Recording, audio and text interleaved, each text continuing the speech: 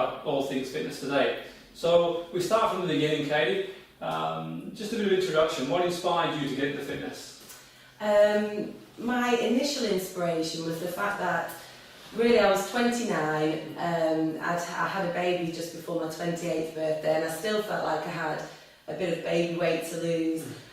So my goal initially was to lose my baby weight and get fit again, which I did, in pretty good time. But also I had my 30th birthday approaching, so that was a big motivational factor. I didn't want to carry any baby weight into my 30s at all, so I thought the fitter I can be now, obviously I'm setting myself up for good stead in the future. And one thing just led to another from there. I enjoy fitness, probably got to one of the fittest levels I've ever been in my life, and it really just sort of escalated from there into competing. Okay, so prior to that, did you have any involvement in fitness, or you just decided it was instinct? I've always, I was brought up very into sport and into athletics. I've got quite a family who do various different sports and lived a healthy lifestyle, etc. So I'd always used the gym. I'd always been very interested in healthy food, good nutrition, eating well and that sort of thing. So that all gave me a good background really when I did decide to go further with fitness. I wasn't a complete novice with using the gym and how to push my own fitness, but I certainly hadn't done it on that scale before.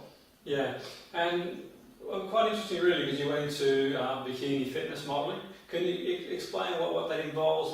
What role? What do you do? What exactly is? Yeah, bikini fitness is a category generally at bodybuilding and fitness events, so bodybuilding shows, and it was something that was introduced, it's in its 4th season in the UK this year, but very big in America and some of the other countries.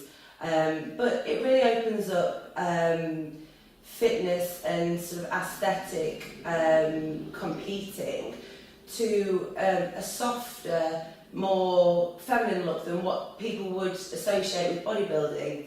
So if you like, it's about sculpting your body, sculpting your figure, to really show off your curves and have that definition without lots of bulk and things that perhaps might put some women off going into competing otherwise. Yeah. So it's about utilising the gym and that sort of fitness lifestyle into getting into peak physical shape really. And I would imagine that takes a lot of training to get into peak physical shape. Yes, it does. It doesn't happen overnight, so you've got to obviously have patience and trust in the process and really think about how long it's going to take you and where you're at when you start, and obviously setting yourself lots of different goals and targets and assessing as you go along, and constantly reassessing and tweaking things, and obviously accepting when things don't go how you thought they would and changing them.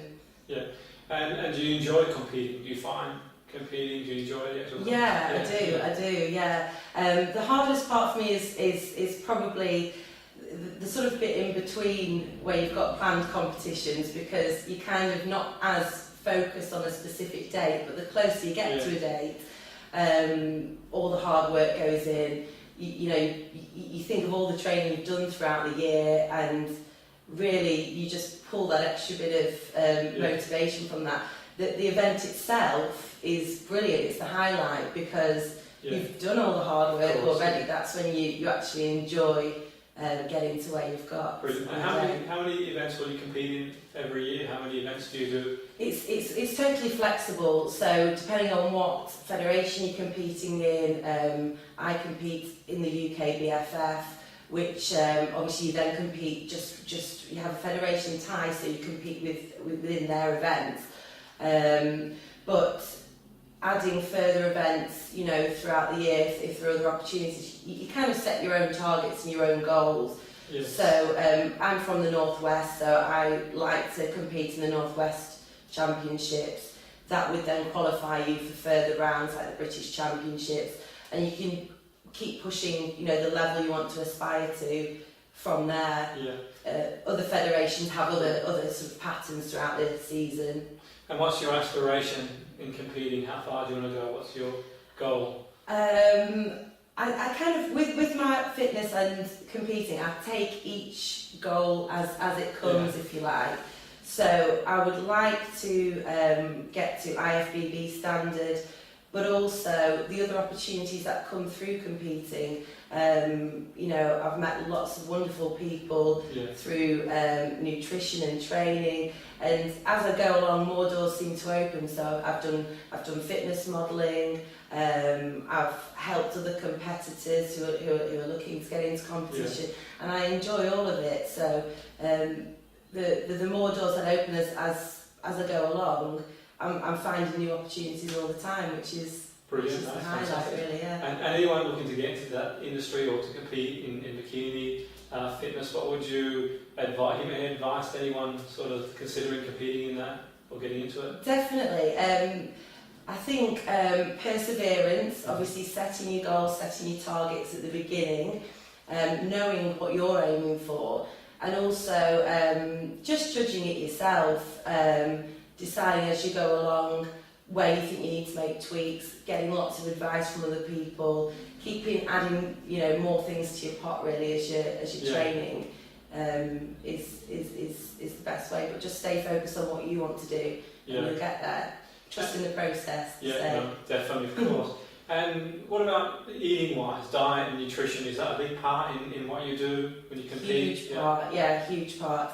I mean, a lot of people who just use the gym say to me, I'm going to the gym all the time and I'm not getting any results, I don't know why. But that's usually down to nutrition, as you probably know.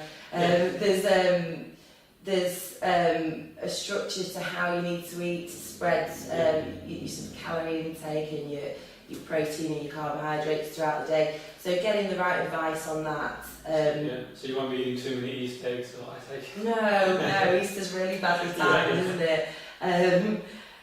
No, unfortunately, I'll have to leave those to my little boy and keep them out of the way of temptation, I suppose. Definitely. Is anybody out there, listening in or watching today, and they're looking to get into shape? Summer's around the corner, the light nights, nice sunny days. What would you advise them to do if they want to lose a few pounds here or there, or make a start on losing some weight? I think the main thing is don't procrastinate. Don't start thinking, well, even 2 weeks is enough time to feel a bit different before you go on holiday, to look a bit different.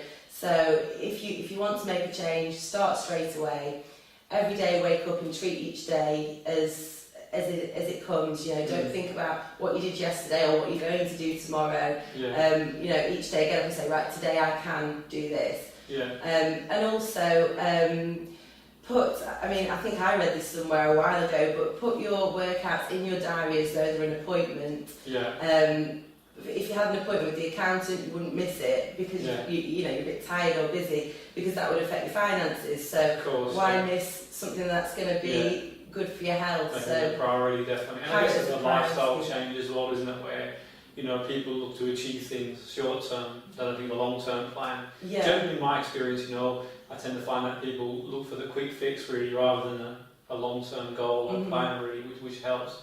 That's for sure. And in terms of training, or in terms of getting in shape, and is there anything that they could do to help themselves? Any sort of training that you would recommend? Some people say going for walks, some people say going for runs, some go to the gym. What are your thoughts on training, Katie? Training wise, if somebody's looking to get in shape for summer, I would definitely recommend joining the gym, speaking to a fitness professional there. But I like doing lots of gym circuits and HIIT training in there, because you can keep your workout to an hour very easily, so you're not overwhelmed thinking I've got to spend hours and hours slogging away in the gym.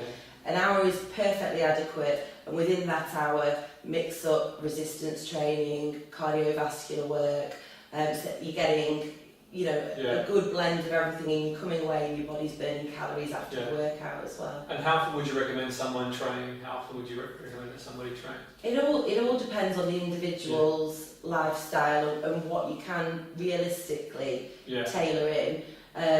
I train 6 days a week. I always have that rest day, because if you don't have it, then obviously you can fall short at some point in the future with overtraining. But if you can get to the gym 3 times a week, you know, that's brilliant if you can get there 4 times. If you really want to see difference, go five times a week and have 2 rest days. So do you ever get to that point where, you know, 6 days a week is a lot of days to train in a week? Do you ever get days you think, I can't be bothered today? No, my problem is the opposite, because obviously I have my little boy, so I have to squeeze my, you know, my training sessions in around childcare and being with him and the things I want to do with him. So, no, I'm more waking up thinking, where can I fit another workout in? What can I do to get a workout in today? So, yeah, it's 6 days a week is like good for me. I like that. And how long do your training sessions? How long will you train when you're in the gym? How long? I train, unless it's a leg session, which can take a bit longer. I train for an hour, so I don't overdo it. Before I actually understood, you know, the ins and outs of training and the things that it can do to your hormones and your body, etc. I used to train for sort of 2 hours at a time, but it even longer sometimes, but it isn't beneficial. One of the lessons that I've learned along the way is an hour's training is perfectly adequate if you're putting everything into that hour. And your workouts are planned as well, so each hour is doing something specific and you know what you're there for. Yeah, definitely. And what about like nutrition-wise? We talked about how it plays a big part on getting into shape and keeping the shape. What sort of foods do you recommend? Okay, anything specifically you think that? I mean, generally most people have an idea of what they should and shouldn't eat, but these things are changing all the time, really. You know, what you do, you've got experience, you're up to date with things. Obviously, you know, you're competing. I think one of the benefits of competing, you're always switched on as a trainer as to what's, you know, the right and wrong thing to do. What are some of the foods that you think are the most problematic that people eat in terms of gaining weight? Probably fast foods, obviously, ready to go foods, things that are easy, quick fixes. But I think, you know, avoiding most processed foods, avoiding sugar and refined foods is the key. The clean eating, basically, if you can understand and grasp the concept of clean eating, and that, you know, your balance of protein and carbohydrates and fat. But for some people, that's going into too much detail already. So the fact that if you go into the supermarket, you look at what's fresh and you make something from scratch and plan ahead and think what you're going to have tomorrow as well, and you're not at risk really of getting hungry or getting a sugar dip and reaching for something that's easy. Definitely. I mean, I've changed what I eat a few times. I always, you know, I like to experiment, see different things really, and I went from, you go through phases, I certainly do. I'm sure a lot of people out there, you know, watching today will go through phases as well, but I've been from one diet to the other until now I've sort of found the balance that works for me, the 80-20 rule. What are your thoughts on, you know, eating? I mean, I went to like a raw food diet, but I found I had no energy at all. There was no, I felt lethargic, no energy, all that sort of stuff. What are your thoughts on the raw food diet? I mean, raw food is obviously getting everything in its most natural state into your body, so you're not processing anything additional in there, it's as nature intended. So maybe for a short spell, for a health boost, something like that might be good, but I think realistically sticking to something like that over a longer period of time, you know, can be tricky. I think as long as, like you say, you're sticking to an 80-20 rule where you've got a bit of a structure to how you eat and you know what sort of food you need, 20% of the time, you know, going out for a meal with your friends or, you know, having popcorn at the cinema or something like that, it's not gonna make you unhealthy. For sure, definitely, yeah. I just found that, you know, eating predominantly raw food, just the energy levels was just, I felt, you know, lethargic. I mean, it works more for some people, really. For me, the balance definitely was the way forward. But I found that personally, raw food, predominantly most of the time, just energy-wise, just couldn't get the energy levels up and stuff. But then on the other side, when you eat carbohydrate, people are saying, well, you know, breads aren't good for you, and carbs aren't good for you, and gluten's not good for you. What are your thoughts on things like carbs and gluten? I think avoiding wheat is beneficial for most people. I'm talking more off personal experience. I find that when I eat wheat, I'm sluggish, I'm lethargic, and obviously different people react in different ways to it. But at the time in their life when they're ready, so if you wake up and think, no, I want to get fit, it's getting advice from the right people at that time when you found that bit of inspiration and you're ready to go.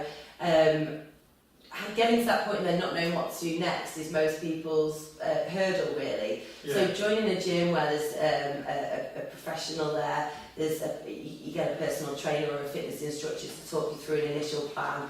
And then there's lots of things you can subscribe to. Going on YouTube and Twitter and Facebook, you're constantly seeing other people retweeting motivational quotes and what they've done and their achievements. And it's great to see other people achieving things and thinking, I want to achieve things for myself as well. Yeah. And it just gives you that little push. Social media is brilliant for keeping motivated. Definitely, Brilliant. yeah, those quotes that come out, definitely. Yeah. I think it's quite useful to send quotes out there. And I think, I do myself really. Yeah. And one of the reasons I'm doing that is I know people out there, might struggle with motivation, so it's always nice to just put something back into the universe and definitely help people. What about your role at Rigby Gym? What does that involve, Rigby Hall? I'm an ambassador for Rigby Hall, where I currently write blogs for their website.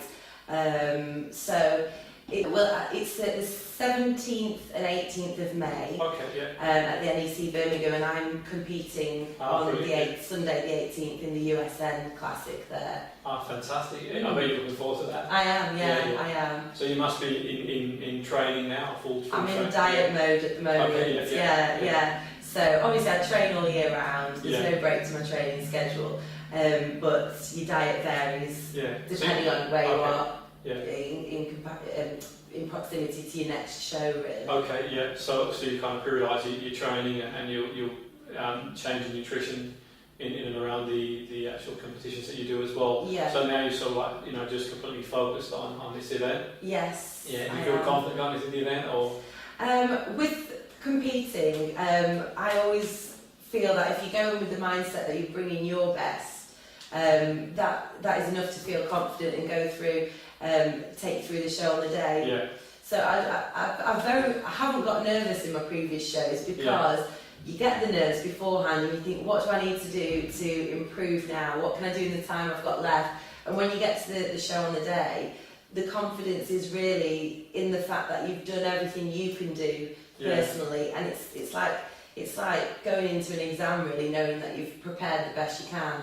As long as you've done that, it's all you can ask anyone to do. Yeah, definitely. Yeah. And so I think the key is no regrets. Is that you go in there, do the best you can, and see what happens really. Mm-hmm. But do you ever get them times when you go into these competitions and think, well, I could have done this and I could have done that, or hindsight? Yeah, everything. Yeah. After a competition, I'm on my phone writing notes. What I should have. Yeah. Just little things like I wear contact lenses, and on my first show, 3 pairs of contact lenses came out my eyes because you're that dry at the time, and a little bit dehydrated, that these things happen, but nobody tells you that beforehand. Yes. One show, my tan wasn't right, I wasn't happy with it. So you make the note of that, and it's things that obviously you get marked on in the day, and they affect how you feel in your performance. So definitely. Silly things, really. We can always improve as well, I suppose. The minute you stop improving is the minute you start going backwards. I always think, no matter how good you do or how good you are at what you do, it's always that constant, never-ending improvement. I think, which is key, which no doubt.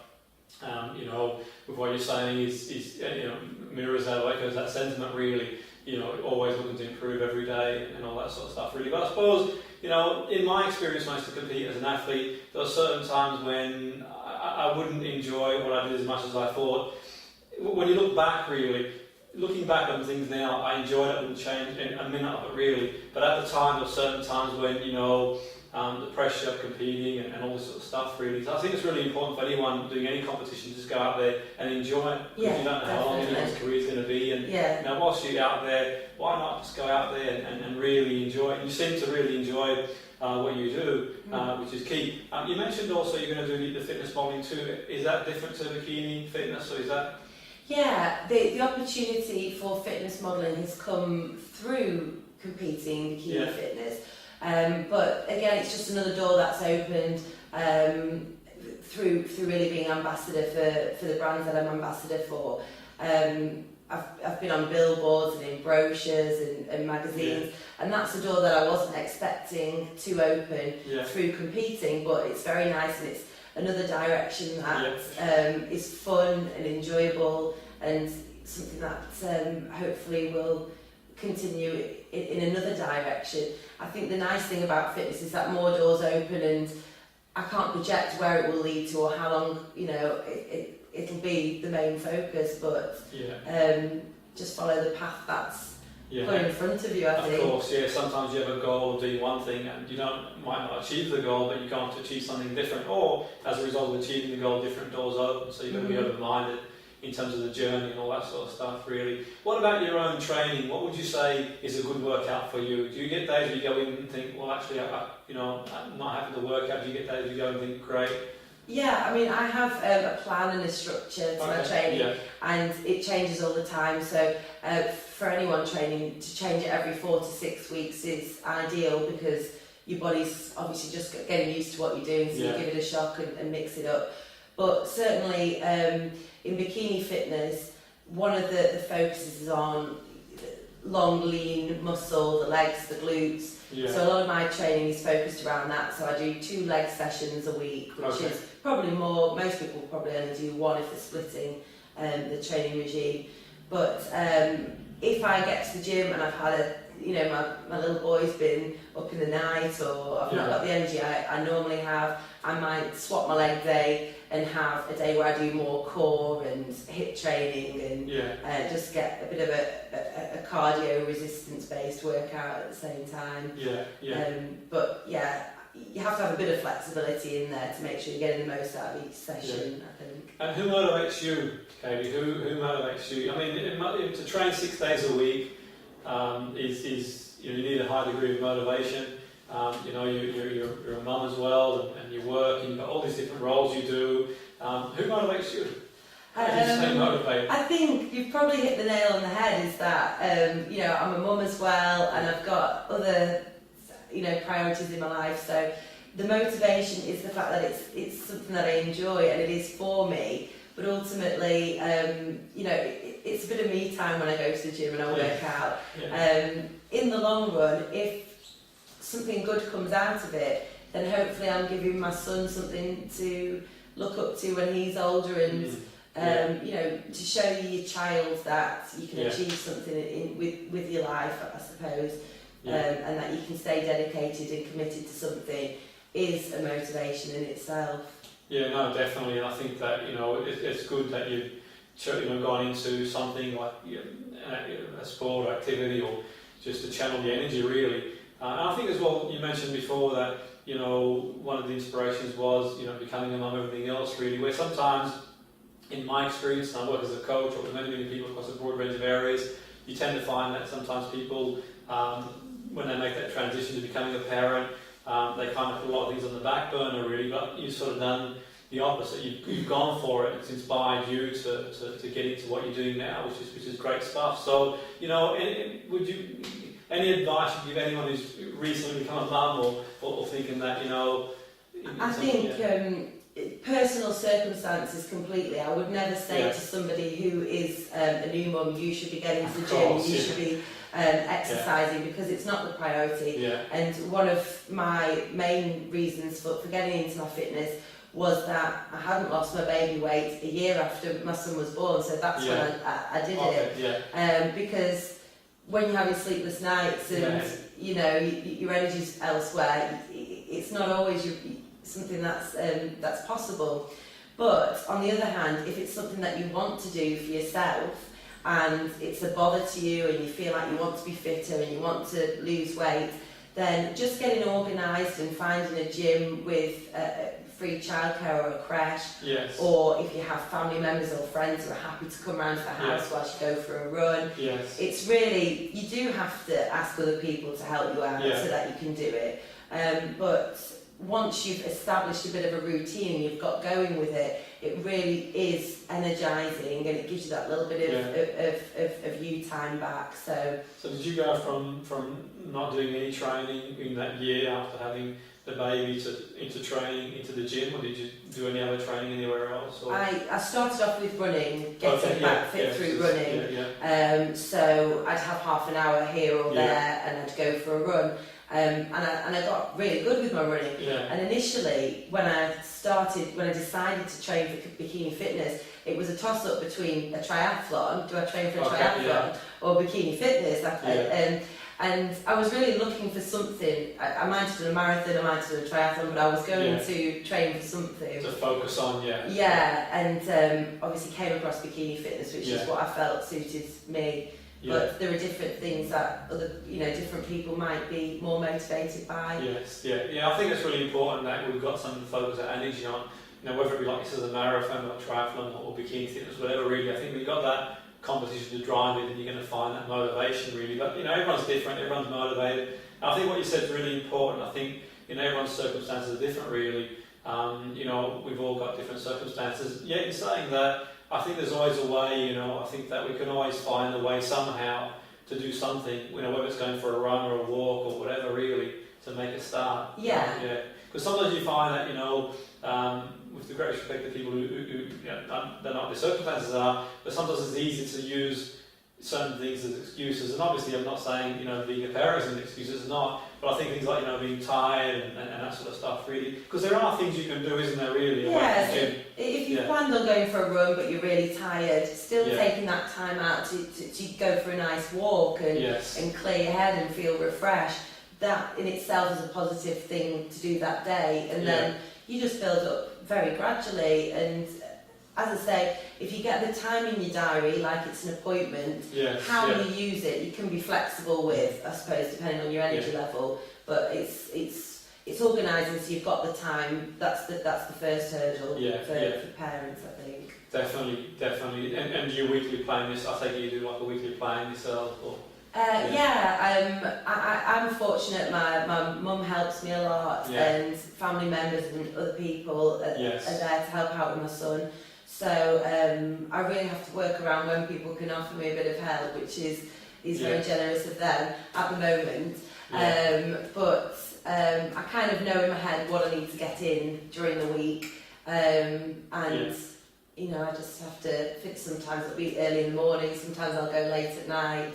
It can be when I'm really tired mid-afternoon and I've had an energy dip or something's, I'm not feeling like it, but then is my window of opportunity to go, so that's when I do it. Of course, And what now for you, Katie? Where do you see yourself in the next 5 years or so in terms of your competing, your fitness, and something you're going to carry on doing, you think, forever or the rest of however many years, next 50 years, whatever. It's been a while. It's been a while since I've done a 5-year projection. I tend to try and think in terms of what I want this year and what my immediate goals are. And if I don't reach what I want, then I continue them into the following year until I've reached them. So sometimes things take longer than you expect. In 5 years, I would like to see that this journey really, so far I've learned so much from it. I would like that if that continued for 5 years, it would be great to see what I know and where I'm at and what I've achieved.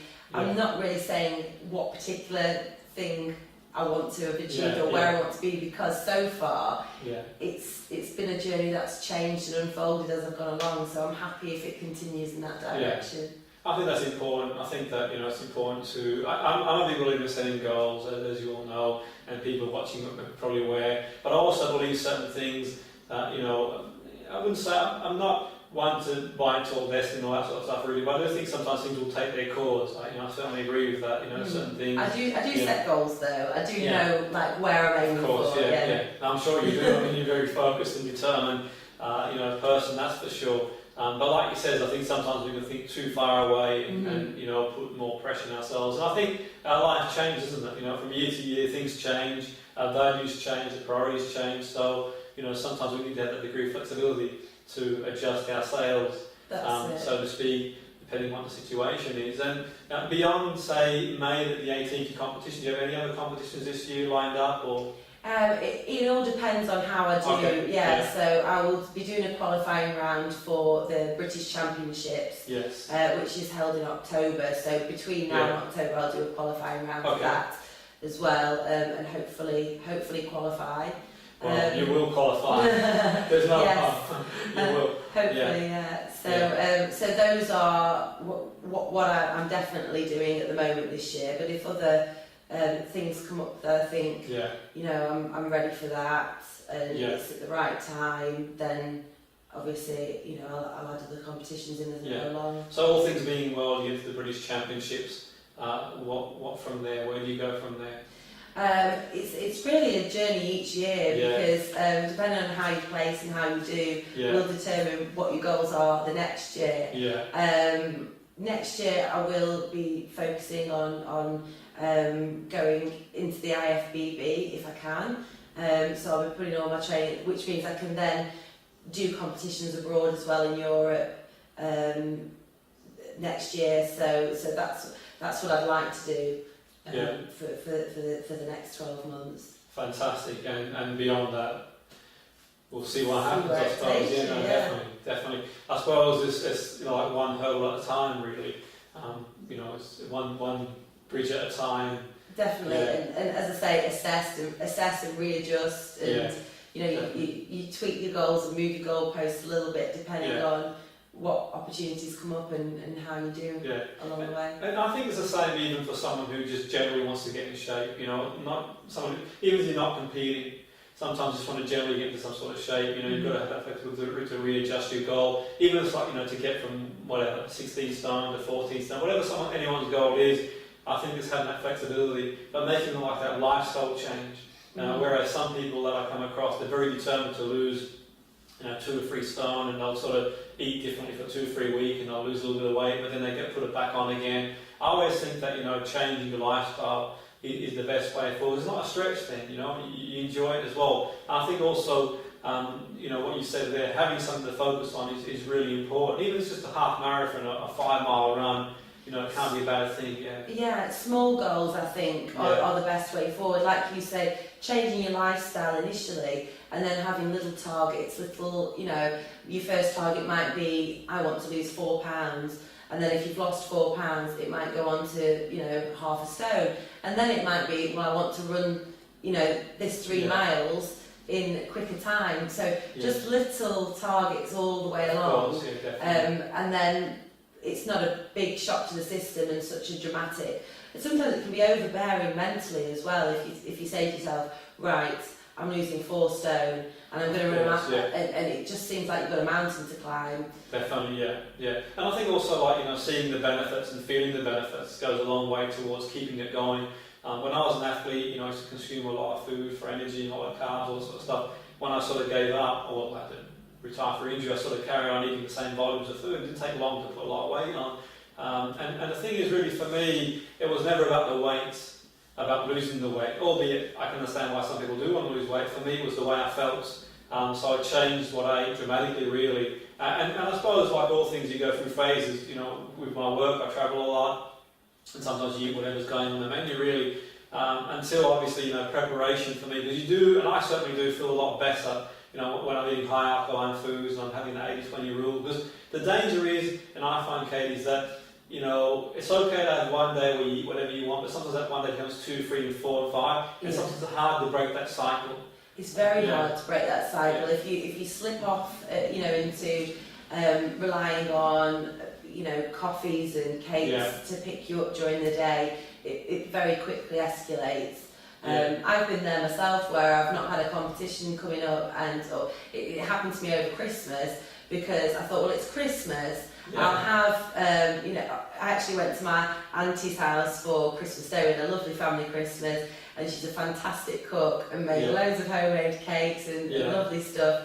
And you know, it's all very enjoyable. But then I think for a few days after, I was going into coffee shops and well, I can have a mocha, and I can have it. And very soon I thought to myself, hang on a minute, you know, this is, I'm actually wanting a mocha now, and I'm wanting. Of course, so it is something where if you allow it to slip in, it's very hard to break that cycle. I think the difficult thing sometimes is that, you know, sometimes if you go to a family or friend's house, and I suppose food is a sociable thing as well, isn't it? Sometimes people think, well, you might not be very... I mean, I certainly got that when I changed my diet dramatically, and I went through a phase where I was just juicing throughout the week because I had to do something. It just wasn't feeling right. getting up in the morning, juicing, and juicing in the afternoon, and juicing in the evening. Throughout the week and the weekend, I'll eat whatever really. We go to friends' house and family's house, be like, have this tea, have this coffee, have these cakes, and they couldn't understand the dramatic change. That's always a challenge really. Certainly I found a big challenge. I've introduced food since then, but throughout the week my aim is to eat as high quality as possible. It is a challenge sometimes because I don't know in your experience, but my experience, sometimes you've got friends, family, they sort of keep eating what they are eating. And I suppose when you do change, sometimes for people it's like your identity changes type thing, and I think for a lot of people out there the challenge is that proximity as well, where sometimes it's not always easy as that, to carry on eating well when everyone around you is not, I think two things that help there is obviously being prepared. So not going round someone's house when you're really hungry and knowing that they're going to have snacks lying about that you can't have. That's true, So having your food prepared, making sure that if you're going into any scenarios you're not hungry beforehand, or you've just timed it right.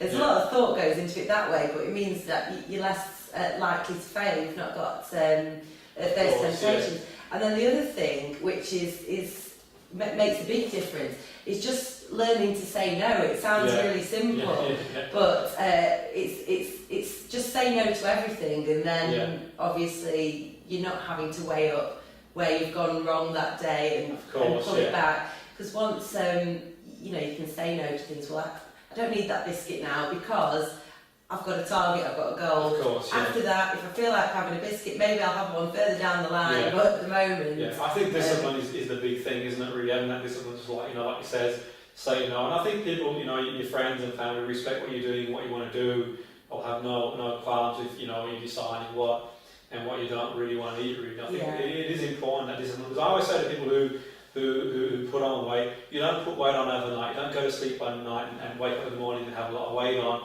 It's maybe that pound a week or a month that you put on. That's the danger really. And sometimes it could take an extra chocolate every day or a biscuit that changes your calorie consumption, and before you know it, a year down the line you've put on 30-40 pounds. And I've been there, I know people have been there as well. That's why I think it's really important sometimes to have even a food diary. I know it's tedious and meticulous, but sometimes I always get people, Katie, to write a food diary for the ones who say that they're eating well. And when they look back at their diary, they always see they're not eating as well as they think they are. It's not always the main meals that are the worst things. It's the things like the snacking and that sort of stuff. They're the biggest killers, really. Timing and things like that. Before bed and all that sort of stuff. And I think that's why it's really important to eat meals that are high in energy and nutrition, really. Rather than like you say, these foods are low in nutrition and sugar and all that sort of stuff. They're the worst, aren't they, really? Because they're very high in calories, very low in nutrition, and you're up and down like a yo-yo, really, that's for sure. I think that's where the 80-20 rule, if you can live that as a lifestyle, really, and, it's difficult to slip up then because you always know what you're coming back to, your healthy meals and what's in it. Because you only live once as well, I suppose. I think that, sometimes I think that, people being really worried about what they eat can be worse than just eating, really, because it plays on their mind. And, that's it. I think you have to have a little element of you're here to live your life, and things will happen where you might have been stuck in traffic and you have to go to a service station, and don't just not eat, because that's not going to be beneficial either. That's true. But if you are living by that 80-20 rule, you have the knowledge really of what's clean food, what's a good choice, what's a better choice, over the course of a year, you're not going to go too wrong if you're doing that. Of course, But like you say, it's simple things like if you don't have butter or full fat milk throughout a year, that could be quite a few pounds in weight on your waist. Very much so. Definitely, I think that cutting back on sugar is a big thing for a lot of people. Albeit I don't mind the odd tea or coffee with the sugar. Cutting back on it, is one thing definitely that is very beneficial as well. Gluten as well, in terms of feeling good. Cutting back on that, and just general, foods that are very high in carbohydrate. But like all things, different things work for different people, really. And I always say people just experiment, see how you feel after you've eaten it. And I think you're very right in that it's about how you feel. It's not all about how you're going to look at the end or wanting to lose weight. It's very much about how you feel, because if you're energised and you're feeling good, everything else kind of falls into place anyway. If you're feeling lethargic and sluggish and miserable about yourself, then it's harder to make lifestyle changes and to enjoy your life. So Yeah, no, very much so. And you see how things react with you as well. I mean, I use it was called the green drink and wheatgrass and that sort of stuff really. And sometimes people will see me take a wheatgrass shot and think, what's that? Is it really doing good for it? And all I can go off is really, in the last few years I've been having a wheatgrass shot every morning. I haven't had any colds and flus. I don't know the sound of that, but I'm not bothered. yeah. All that matters is that, it seems to be working for me really. And the moral of the story is, I think sometimes see what works for you as an individual and go from there. I mean, we all know how we feel after we've had a certain meal. If you don't feel great, don't have it again. Yeah. That's the key. Yeah. Really. But yeah. Definitely, I'm the same with my greens in the morning. Okay, Yeah, I love them. Yeah. But yeah, I hadn't thought about it until you just said. But I don't Yeah. think I've had I think I've had one cold in 2 years. Plus, Yeah. I've had drink greens in the morning. So I think definitely getting your health supplements in. Yeah. So your vitamins and your essential oils, things like that, your omega oils or whatever version you take. Yeah. I take krill oil. I love Okay, that. as well. Yeah. But- Omega free. Yeah. Yeah, but Yeah. so whatever basis there is there to your nutrition, it's going to help with your overall health. Yeah, no, very much so. And I think psychologically as well, certain foods have an impact psychologically. Certainly people who eat high sugary foods, they tend to be up and down really. Mhm. And I'm sure that a lot of people's moods and mindset would change as well. Certainly my experience with people who have altering moods, I always recommend they take omega-3, and it makes a massive difference for them to do that, and also look at their overall food consumption as well. Makes a massive difference really. And young people as well, kids and children, they eat a lot of foods with a lot of chemicals in there and all sorts of stuff in there really. And I suppose in a way, it's a travesty that they sell that sort of stuff at the supermarket really. Yeah. And I'm not one to sort of get too hung up on labels, but there are certain things in certain foods that have an impact on people's behaviour as well, really, how they think and how they feel. I'm sure a lot of people's mindset will be a lot better if they regulate their diet as well, I agree with that completely. I think one of the good trials to do if your moods are up and down is cutting caffeine out for a month Yeah. and just seeing how different you feel, or sugar. Cut it out for a month and do it as an experiment, and I think most people will be quite surprised that just the difference in energy level and the sleep patterns and your energy throughout the day. A lot of people get a dip in the afternoon. Once that's out of your system, that can level off naturally. Yeah. So. And you're training for the rest of the week. You having Easter break off, or are you going to train all the way through? Or? No, I train more at the weekends than I do. My rest days are normally somewhere in the week, which is different to most people. So I'm always training on a Saturday and Sunday. Yeah. So I'm doing an Easter egg hunt with my son on Friday, Yeah. and we're painting eggs and doing egg rolling with some friends on the park and having a picnic. So looking forward to that as a treat on Friday. Very good, yeah. But no chocolate at the moment. Yeah, especially for competition, not too Yeah. far away anyway, that's for sure, definitely. But there we go, so I just want to thank you for coming along. I'm sure that Thank everyone you. watching out there has really enjoyed and taken a lot from what you said as well. Is there any way, if anyone wants to follow you on social media, is there any? Yes, I'm on social media. My Twitter is Katie with an IE _Maso, MASO, and they can follow me on there. I also put quite a few posts on Instagram as well, which is Flaming Katie1 is my Instagram name. So I tend to put little workout clips and recipes and things like that on there. So. Brilliant. So there we go. People can follow what you do and see how you go in the tournament coming up as well, and get some points and tips for themselves really. I've certainly found it very informative and very useful, and like all things, we learn something every day, which is great. I'm sure everyone out there watching and listening even has surely taken a lot away from today. It's been a pleasure having you once again.